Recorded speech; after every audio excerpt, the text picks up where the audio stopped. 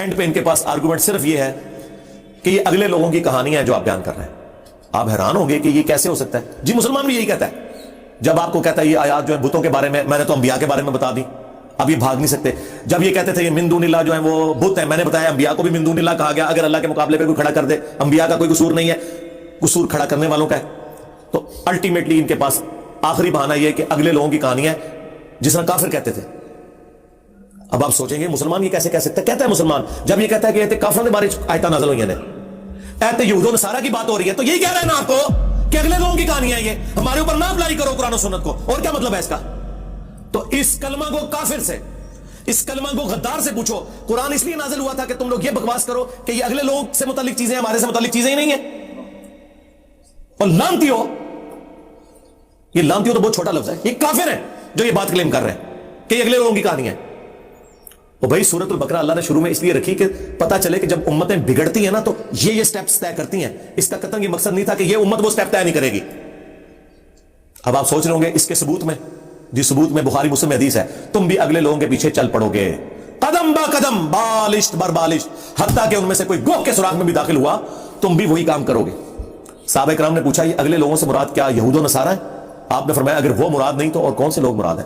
تو نبی الاسلام ہمیں خود بتا کے گئے ہیں کہ یہود و نصارہ کی تمام خرابیاں من و عن اس امت میں بھی آئیں گی. شکل مختلف ہوگی لیکن انٹینسٹی وہی ہوگی.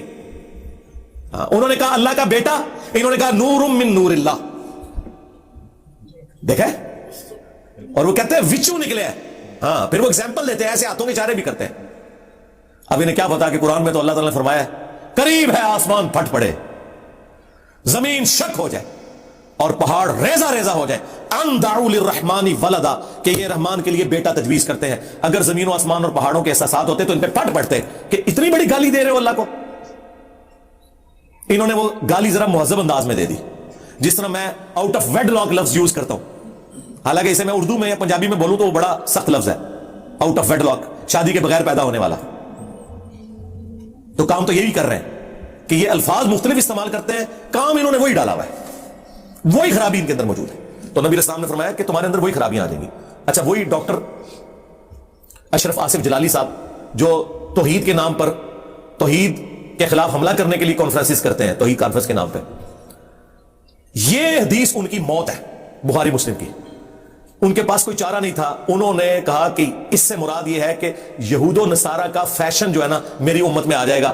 یعنی اگر وہ پینٹ شرٹ پہنیں گے تو یہ بھی پینٹ شرٹ پہنیں گے, اور سارا ان کا فیشن پینٹ شرٹ میں گھس گیا. انہوں نے جو 76 موبائل مریدوں کے پیسوں کے اٹھائے ہوئے اتنے لمبے لمبے اسمارٹ فون, وہ نہیں آتے. جو دہشت گرد قسم کے پیچھے باڈی گارڈ رکھے ہوئے ہیں, ان کے ہاتھ میں جو اجمیر شریف کی بنی ہوئی کلاشن کوف ہے, ہاں, اور بغداد شریف کی بنی ہوئی وہ پراڈو جس میں یہ بیٹھے ہوئے ہیں, یا بغداد شریف کے بزرگوں کی بنائی ہوئی, وہ بھی تو گوروں کی ہے, وہ نہیں نظر آتی ان کو. کہتے ہیں یہود و نصارہ کا فیشن آ جائے گا.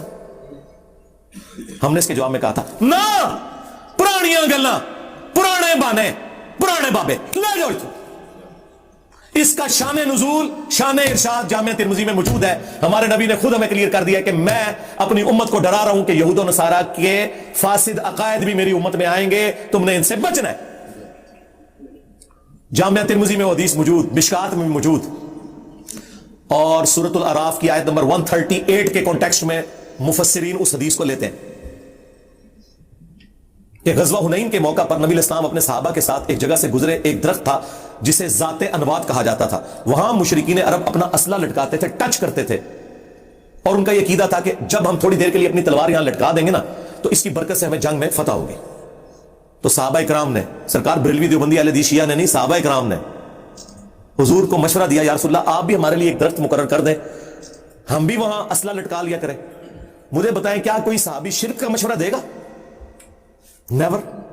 اور یہ جو مشورہ تھا یہ کوئی شرکیہ بھی نہیں تھا, وہ صرف یہ کہہ رہے تھے کہ درخت سے ہم نے برکت حاصل کرنی ہے. انہوں نے درخت کو کوئی سجدہ نہیں کرنا تھا. یہ آپ کو کہتے ہیں نا جی ہم کو سجدہ کر رہے ہیں, جی سجدے کے لیے تو 7 اعضاء کا لگنا ضروری ہے, اور جائلو ماتھا لگنا سجدے کی اصل ہے, اور ٹو باؤ ڈاؤن ہونے سے بھی سجدہ ہو جاتا ہے.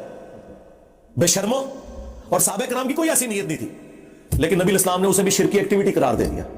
آپ نے کہا سبحان اللہ, اوے تم نے تو وہی بات کر دی جو صحابہ موسیٰ نے کی تھی. یار یہ صحابہ کرام کی توہین میں نہیں کر رہا. حضرت موسیٰ علیہ السلام کے اگر 70,000 صحابہ مرتد ہوئے ہیں تو کوئی نعوذ باللہ میں نے کوئی ان کی توہین نہیں کی, یا حضور کے یہاں صحابہ نے شرکیہ مشورہ دیا ہے.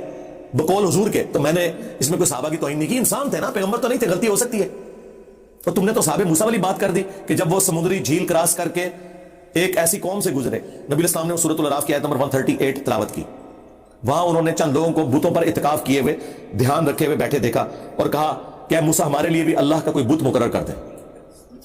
اور موسیٰ علیہ السلام جب کوئی طور پہ گئے, انہوں نے پیچھے سے بچڑے کو بت کے طور پہ بنا لیا, بنایا اللہ ہی کا بت تھا انہوں نے. تو موسیٰ علیہ السلام کو غصہ آیا, انہوں نے کہا کہ میں ایسی جاہل قوم سے اللہ کی پناہ میں آتا ہوں. تو حضور نے کہا کہ جس طرح انہوں نے اللہ کا بت مانگا تھا نا, تم بھی وہی کام ڈال رہے ہو.